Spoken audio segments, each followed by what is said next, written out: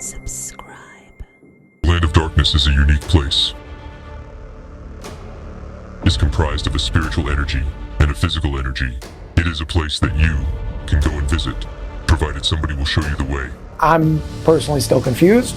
It's a place that I can go to. Is it a planet? Yes. In the Land of Darkness, the soul goes through trauma. All I can tell you is that it's horrific, really horrific. Those souls are suspended.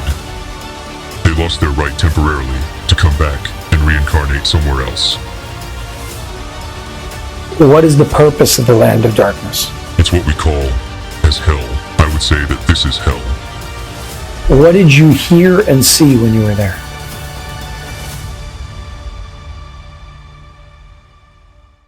We spoke about what happens when somebody goes into a coma, what that means spiritually. This thing called kaf hakela, which we can speak more about. I don't know what that translates to into English, but I want to talk about all of it. Where would you like to start, unless you want me to ask you a specific question? First of all, I think we should do the Land of Darkness. I'll answer any questions as much as possible. And I think we should stop for today and do the rest later, because you have subjects that are going to go forever, and it's going to be too long. I don't think it's good for you, for your viewers, or for me, and I got things to do anyhow. So, why don't we discuss the Land of Darkness in detail as much as possible, and let's agree to move on from there for another time. I have you here. We're doing what we can. The Land of Darkness. What can you share about this? What do we need to know? How does it impact us? How do you get there? I'm asking you a million questions, but let's dive right in. The Land of Darkness is a unique place because it's considered to be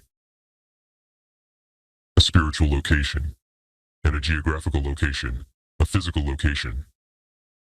I know it sounds confusing like that, but it is a place that you, as Jason, can go and visit, provided somebody will show you the way. You can't do it on your own. When you say spiritual and physical, nobody knows what that means. Let's say we discussed Tsia, right? So Tsia is a physical location. Wood structures, buildings, whatever. And entities, I don't want to call them humans, but they are to me, they are humans, living there. Those entities could be spiritual beings like we are. We are physical beings and spiritual beings.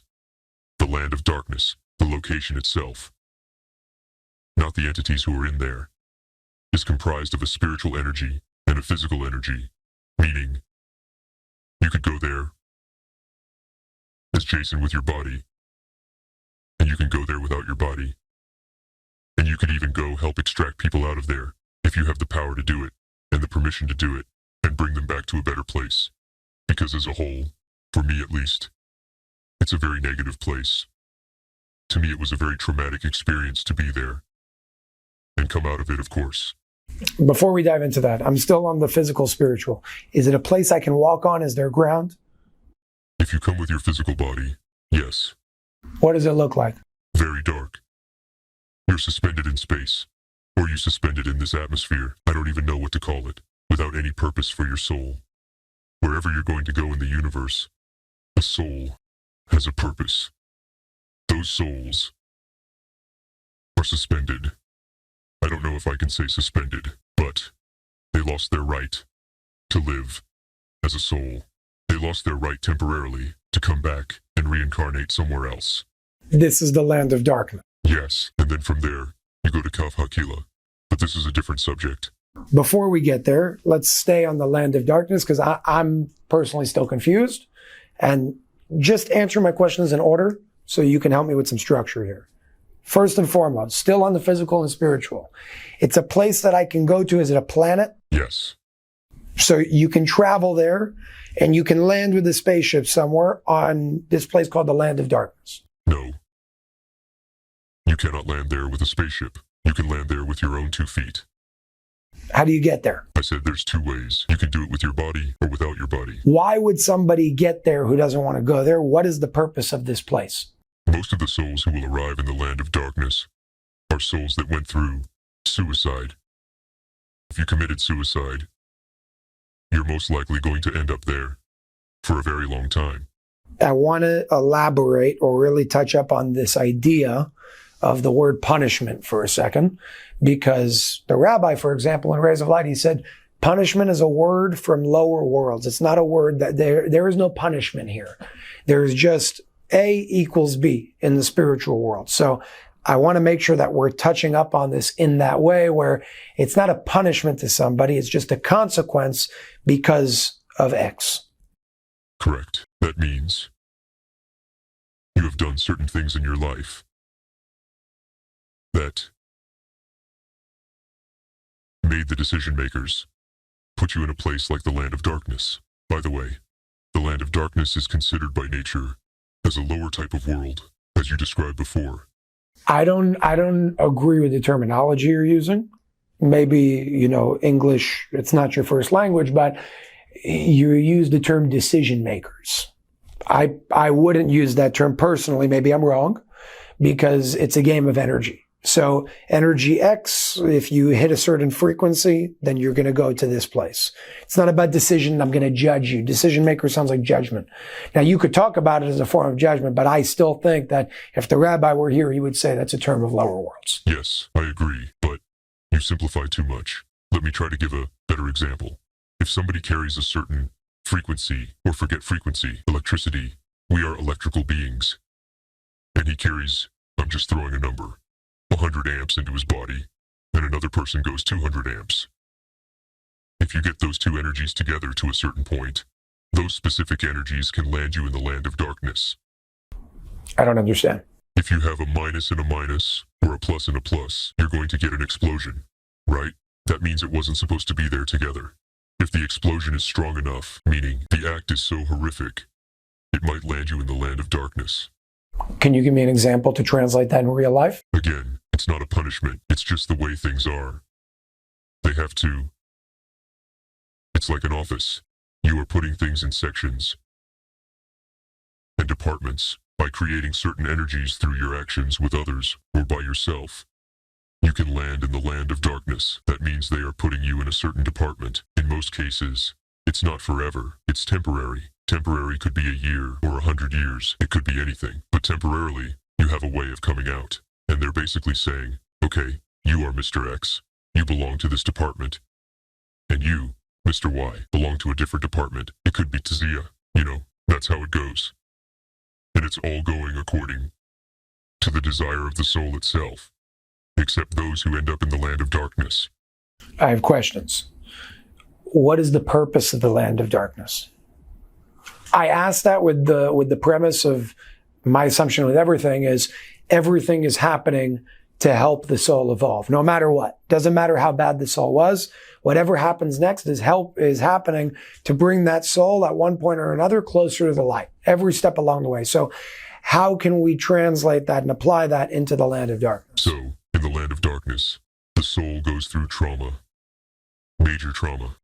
Sometimes you have to take a kid who went through rape, and through the trauma you bring him back. The land of darkness, I can tell you, for me, it was a trauma. Just realizing what the hell was going on there. I can't even describe what's happening. All I can tell you is that it's horrific, really horrific. So they go there in order to do a certain process. You can call it cleansing of the soul. And it's all according to what you did, how you did, why you did, your character at the time, or whatever. And eventually, if you're lucky enough, you come as fast as possible out of there and move on to a better or a different, I won't say better, but different reincarnation, giving you a chance to do your tikkun. Okay. First of all, what was your experience like there? You're saying it was traumatic and you don't know how to explain it. Can you give me some, how long were you there? Why were you there? When were you there? I was there, according to our understanding of time. 1 day, 24 hours. Why was I there? First of all, it was a learning experience. I visited other places. It was all about learning experiences, trying to understand certain things that I cannot discuss, and give you a better understanding of how the universe works. At the same time, somebody who was connected to me from a previous reincarnation, and this reincarnation, had what we call a spark. When a soul splits to a few places, it could be in few places at the same time. where you could reincarnate from one place to another. So I went there in order to extract or help the soul to come out. In order to release the soul to a different, in my eyes, it's a better place. But it's really to a different place. In order to move on to your destiny, which is the light, the source, which takes a process. And I just went there to release a certain individual.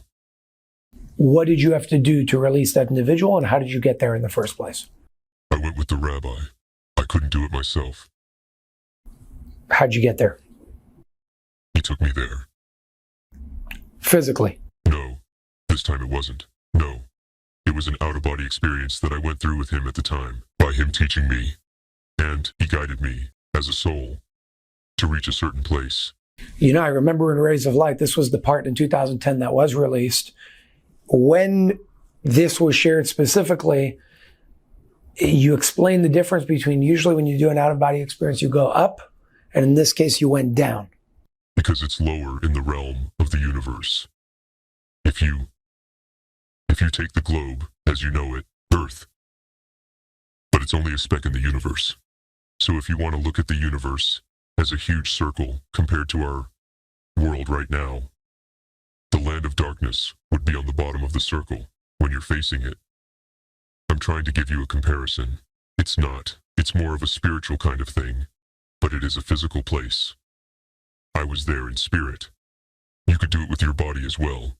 I wouldn't advise to do it because, it's hard the way it was, and it was very hard for me to come back from it. It took me weeks to release this trauma with the help of the rabbi and others, of course, and to really get back to normal life. It was very, very hard.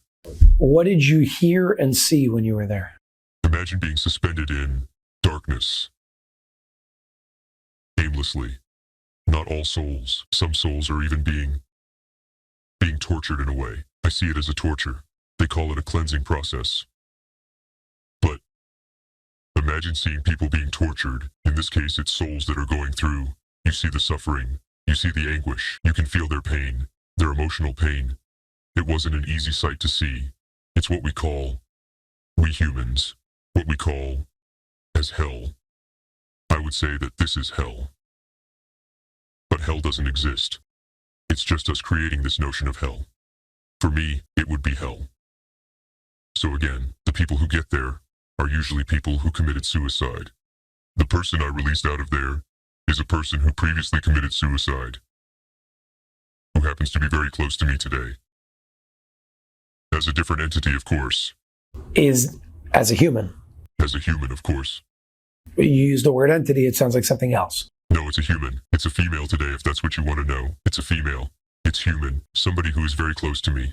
By doing what I did, I really helped this human here today release a lot of issues in her personal life once this was done. I know it's hard to understand. But, yeah, what I did there affected her life over here. Have you seen the movie What Dreams May Come, I think it's called? I believe so. The name sounds familiar. So it's a movie that, in my opinion, is a perfect explanation of what you're talking about over here. Maybe the producer of it knew something, I don't know. But ironically, it was with Robin Williams, who committed suicide later on in life. And I believe it's about his wife who committed suicide. And she ended up in this place, in a dark, bad place. And his job was to go and retrieve her. And that's what Dreams May Come. I think that's the name of the movie is all about. Have you seen it? Yes. Now I remember. Would you say it's a good explanation of what's going on? Yes. But in the movie, her place was much more pleasant. Other than committing suicide, what other things can you do in order to get there? What if you're a serial killer? What if you're Hitler? As I said, those types of entities, souls, would go to Kaf HaKela, but I don't know if you want to discuss it today. I would love to discuss it. Okay, so you have to ask me questions. Okay, so let's go back for a second. You have the land of darkness, which is what you call hell, although, like you said, hell doesn't exist. It's a place that's unpleasant that you go to in order to cleanse the soul, eventually move on. By the way, is there another way to get out of there other than somebody pulling you out? And are you allowed to go pull somebody out if you want to? It's not exactly that you're allowed. You can't go there because you want to. There's got to be somebody who leads you. Like in my case, the rabbi took me there. And he took me there for two reasons. Number one, to learn certain things, to experience certain things, to run through certain experiences, and at the same time, to extract somebody out. This was in my case. But can souls reincarnate from the land of darkness? Yes, once they go through certain processes, and they got to a place where they are supposed to be, they are reincarnated to something else. Is there life from other planets there as well, or is it just human beings from Earth? There are life from other planets as well. What about animals? No, not that I'm aware of. Is it guaranteed that if you commit suicide, that's where you're going? I think so. Most likely. 99.9% yes. And now, just a question on technicality. Let's say I lived in World War II. I'm an American soldier. The Nazis are coming for me. I'm surrounded. I have a pill. I take the pill to kill myself to avoid them torturing me. Where does that stand? I don't know. It's a good question. I don't know the answer, but I don't think it would be considered as the Department of the Land of Darkness. Meaning it's probably more associated with the emotions of what somebody brings on when I'm going to kill myself. Correct. Not only the emotions, but the process. Nobody kills themselves in one moment. The suicide process starts a very long time. Years before that brings you to a point where you lose it and you commit suicide. Let's go to, you're calling it kaf hakela. I think when we translate into English, they call it the slingshot of the soul. I don't know what that is, but what can you explain when it comes to kaf hakela without using words that aren't in English? Let's do our best over here, and I ask you to do your best to explain it. Well, first of all, your translation sucks. I don't know where you got it, but it doesn't make sense to me. It's totally not even close to what I'm saying in Hebrew, but it's basically a place that if you, unfortunately, get there, you're not coming out of there. It's like suspended in space forever. There is no chance of coming back. And it's basically a process that takes a long time. In order to destroy the soul, and anything related to the soul, when it comes to the DNA of the soul, I'll give you an example. You see a man goes into a coma. Usually people in coma, they're going to there. Usually, not always. So if somebody goes into a coma, usually it's for health reasons. So you're going into a coma. Now you're in a coma for 5 years, and then you passed away. The moment you passed away, that means the soul was destroyed as well. There is no coming back. And the process of the 5 years, again, in my eyes, is a torture. It's a form of punishment because I think like a human. But again, there is no punishment in the spiritual world. It's a process you went through. You did certain things here through your certain reincarnations. It's not only one reincarnation, it could be many reincarnations that led you to the last one. Or in the last one you did something so terrible or horrific, as I said, that put you over there. And the only way out from there, it's not a way out. It's basically being erased from the universe. How can a soul, if it's made up of energy, be erased if energy can't be created or destroyed? Well, that's where God comes in. So it's being erased. Totally. Well, then I would also ask, how is a new soul formed? But we spoke about that, so I guess it's beyond my scope here. Absolutely. We are not even remotely close to understanding those types of situations and actions. Okay, so let's go back to kafakela, or whatever you want to call it. When you're in a coma, there are some people that go into a coma and come out of it. How do you explain that? Are you saying that every time somebody's in a coma, that's where they're at? Good question. So the body went into a coma. The soul goes to Kaf HaKela. So far, you understand? Every time. Every time. Every time. But let me finish. The soul got to Kaf HaKela. If the body dies within a year, 5 years, whatever, this is a sign, so you know his soul is done. He's not coming back. Erased. There is no memory of it. There is no DNA of it. There's nothing of it. No energy. No frequency. Nothing. But you asked, okay, what if he comes back? If a body goes into a coma, and it happens a lot, you see people going into a coma, 3 months, 4 months, whatever, and suddenly they wake up. Be sure that the soul that you are facing right now is not the same soul that went into the coma. Because whoever got into Kaf HaKela is not coming back. So if your body, that body, came back, There is somebody else in there. And you know somebody like that. But I'm not going to mention names. If you think about it, you know that soul, part of your group, that has been through that. So this person, if you think about it, and you search, and you look deep into the soul, you will see this is not the same human being. Okay, I know who you're talking about. We won't mention names, but how does a new soul come into a body and still retain the sound of the voice, the memories, the everything? The sound of the voice is easy. The memories are important. But a lot of them who are coming back, they don't recognize their own children. They don't recognize their own spouses. And within time, this is part of the training that they're doing.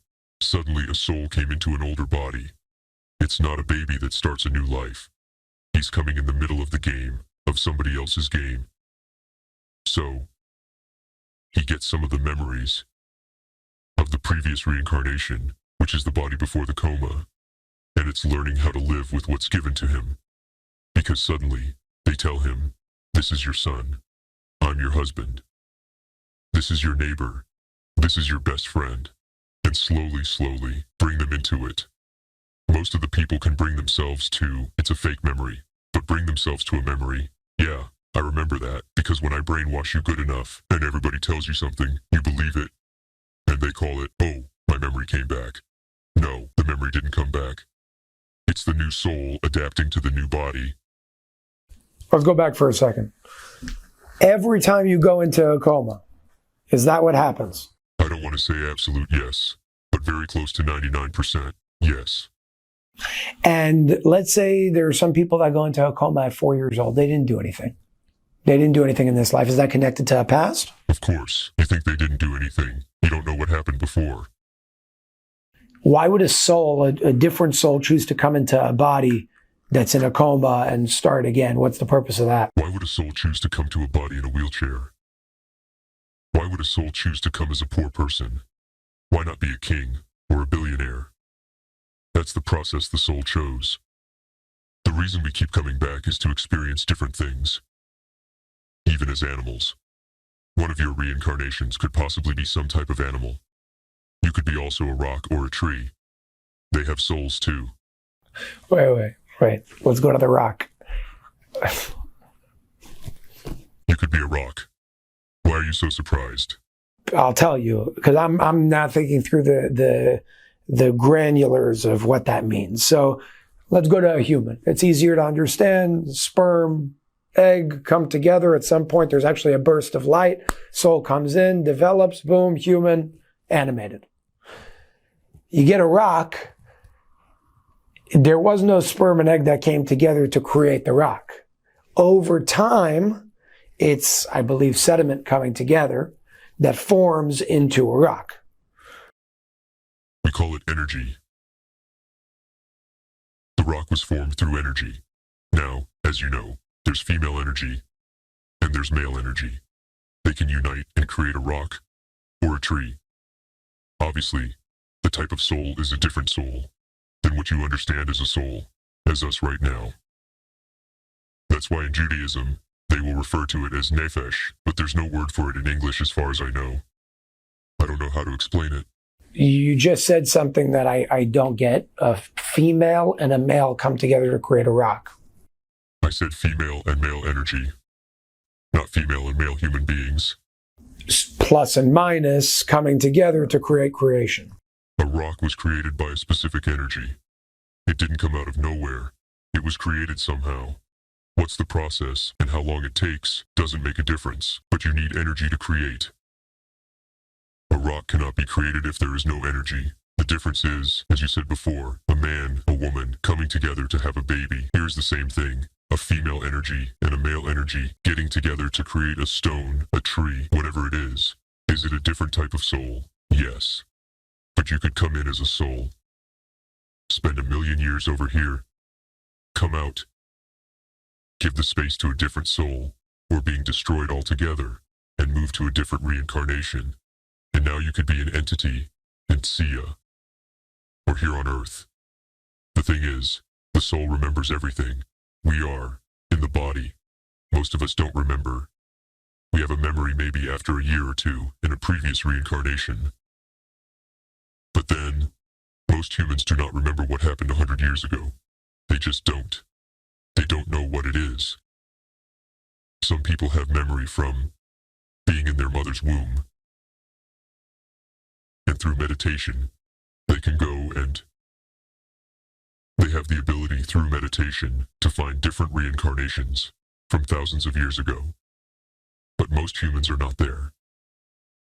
Most humans are not there. They're very far from there. Because we are at a very low level today in general. When we spoke about the age of love, meaning when we get to a certain level of spirituality, not only peace will come to the world, we will know as bodies what the soul already knows. The soul knows everything, remembers everything. It knows everything that's going on.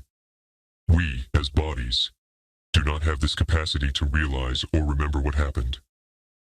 In most cases, yes, there are some people who have the ability to recognize all of their reincarnations, or some of their reincarnations. And it doesn't have to be gurus. I know a lot of people who are not gurus, and they're not spiritual leaders, and they just have the ability, they have a memory of their past. Let's go back to the kafakela thing for a second. You were speaking about comas. What other ways do you get there?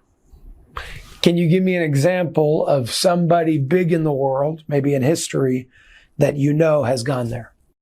Well, it doesn't have to be a coma. You could simply die. They're burying the body. There is no coma. You go directly to the grave, but the soul goes to Kaf HaKela. It doesn't have to be a coma. I just gave you the coma example because it gives you two options. One being erased totally, or coming back as somebody else. That's why I mentioned a coma. But any other way, there's no way to come back from that? Once you're in there, you're not coming back. You're done. Why? The people that I know about, we're not going to mention names. It's not necessary. But the people that I know about, they did horrific things that you're not supposed to do. There's a red line you don't cross. We all make mistakes. We all do certain evil things, if you call it that. We're all going crazy sometimes. Everybody's making mistakes, but there's a certain red line you don't cross. And when you cross this, you're done. Take Hitler.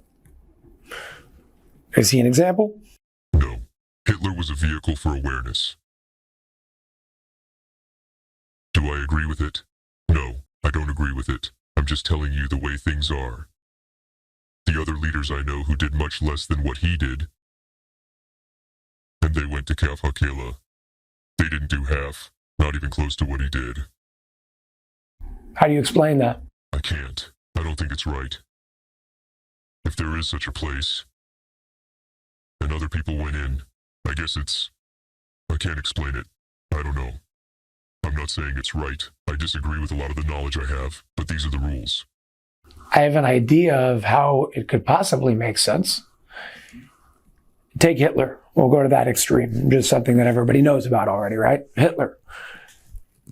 If he came here with a contract, spiritually speaking, a soul contract, whatever you want to call it, to do something like that, in order to act as a vehicle to wake ourselves up to see the atrocities of what we've come to, meaning he's a reflection of us at the time, to be able to look at ourselves in the mirror. In that way, he didn't cross a red line because the atrocity was intended it was intended to bring us forward. On the other side, you could say if somebody came without the contract and went against, spiritually speaking, what they came here and agreed to do over here when they came, maybe that's crossing the red line. The only thing I don't understand is technically everybody that crosses that line is a reflection of who we are. What if I tell you that Hitler is back? Subscribe.